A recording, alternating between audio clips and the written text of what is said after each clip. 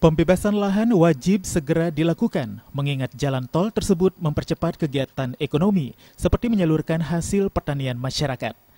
Ketua Apindo Bali, Panudiana Kun berpendapat, geliat ekonomi masyarakat akan lebih bergairah jika pembangunan tol segera direalisasikan.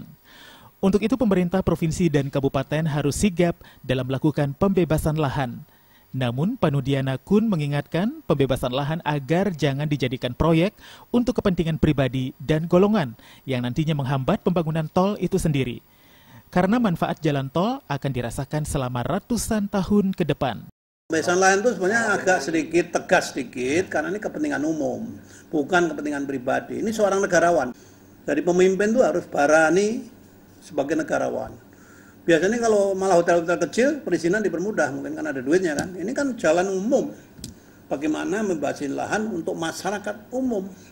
Dan ini jangan lupa, Bali itu ngomongnya 50 tahun ke depan, 100 tahun ke depan, berapa penduduk Bali itu? Kan bisa dilihat loh, per tahun itu pertumbuhannya berapa.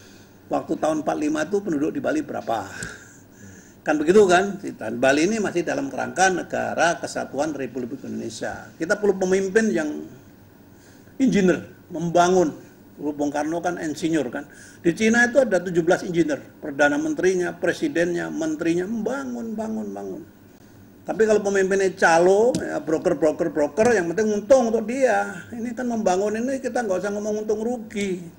Saya rasa ekonomi akan maju sekali.